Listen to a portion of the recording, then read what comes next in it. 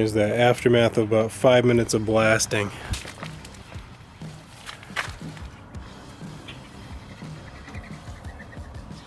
I would say it kind of works.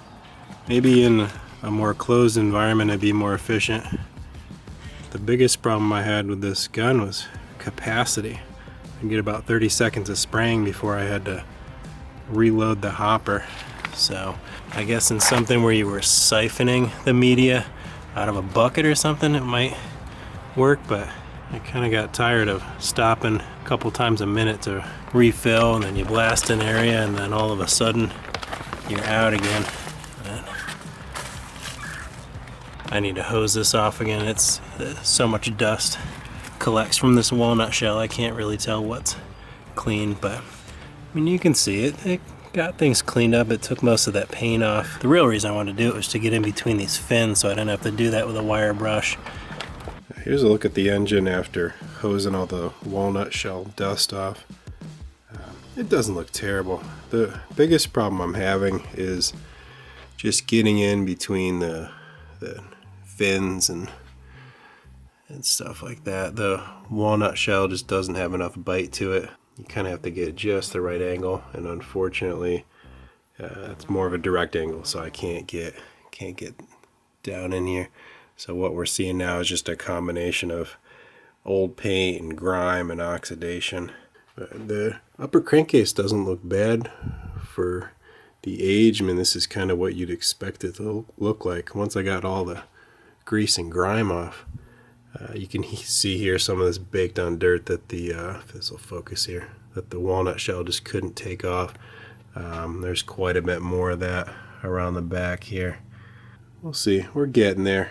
Like I said, there's no need to tear this engine apart. This is mainly just trying to get it back to what I would expect it to look like if it hadn't been just left filthy and half painted and baked on, just garbage over all these years. I mean, I don't think I'm going to replace any of the hardware unless it's damaged. I mean, even these rusty nuts up here, we're just going to leave those alone. And actually, I'm going to try to avoid hitting those with the media blasting because I don't want to take off what's left of the zinc plating, because then they're all going to be rusty. So I don't want this thing looking worse than it started out as.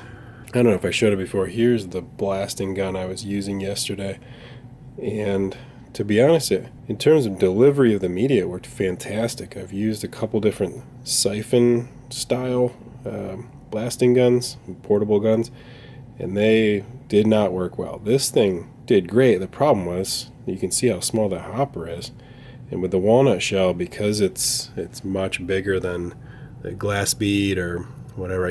I used the black stuff from not Harbor Freight, Tractor Supply, Black Diamond or whatever they call it, when I'm cleaning up rougher parts. That's even finer than this. This, you had to have the feeder wide open to get these walnut shells to flow. So I was filling that hopper up every 30 seconds, and then you just got to go wide open with the spray.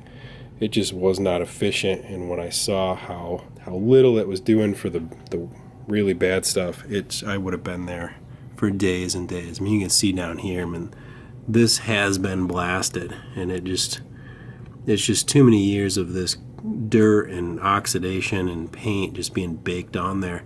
The walnut shell is never going to take that off. So that's why I'm going to switch over to the really fine glass bead at a slightly lower pressure. I don't want this thing to come out looking clean. I just want the garbage off. So I guess sort of clean, but not restored clean. That's not what I'm going for here. You can see here, I took the cover of the starter off, and then, so this was just filled with grime, and the walnut shell took that right off. This looks, in my opinion, great. This is how whole engine should look if it had been cleaned and kind of kept up, and this is, I guess if I needed a reference, this is what I'm after.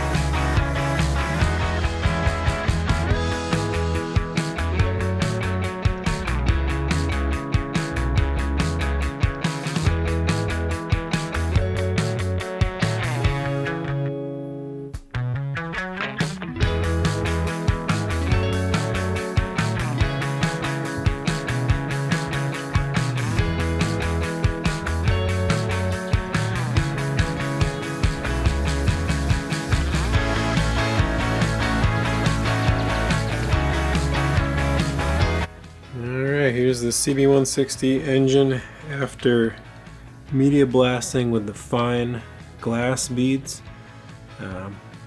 Started out with the what's Tractor Supply's Black Diamond, I think they call it. That's great for removing dirt and grease and whatever else was left on here, but it leaves a real kind of weird matte finish. So going back over it with the glass beads gives it a little bit more of a natural aluminum look, closer to what I was after, but it really did a great job cleaning things up. The painted areas I left alone. You can see here there's still some rust here on the starter.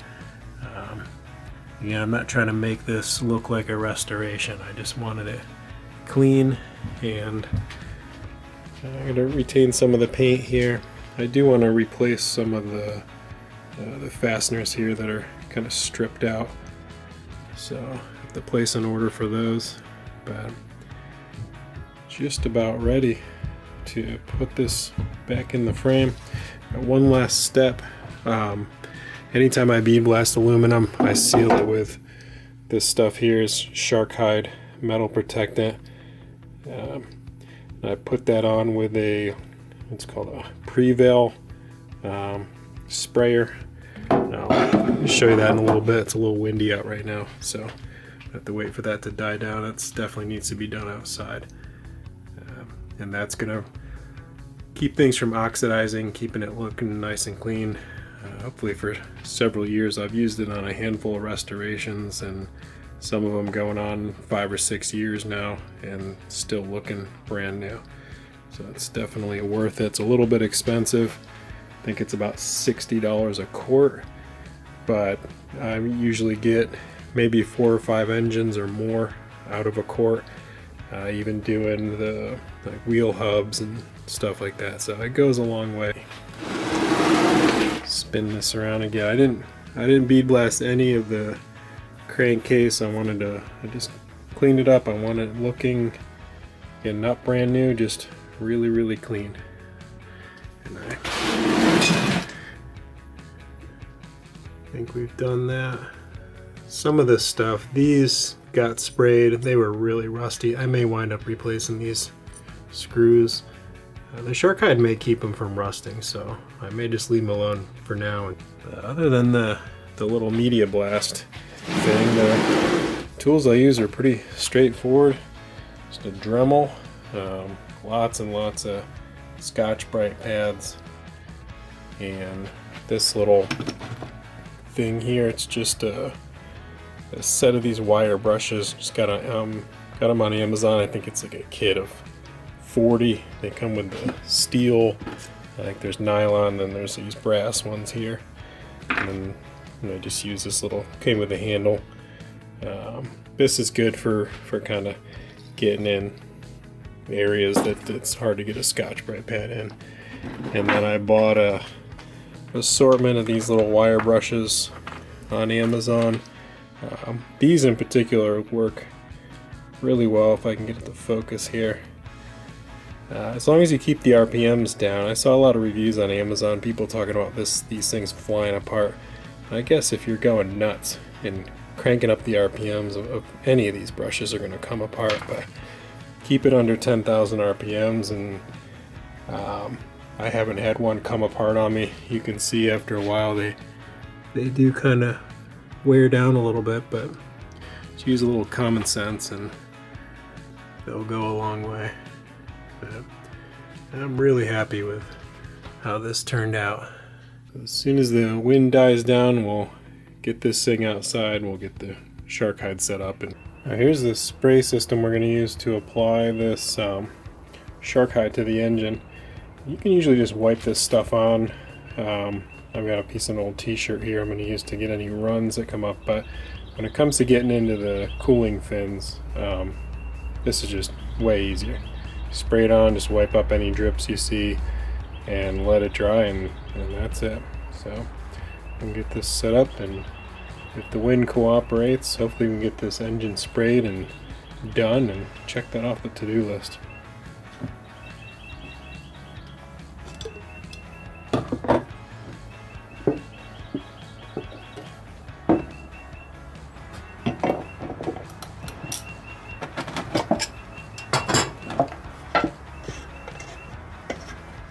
You need to be wearing a mask with this stuff. It smells pretty nasty.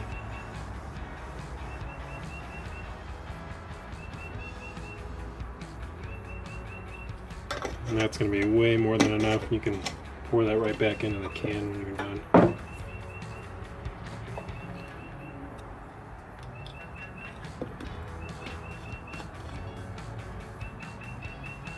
That's it. We're ready to go.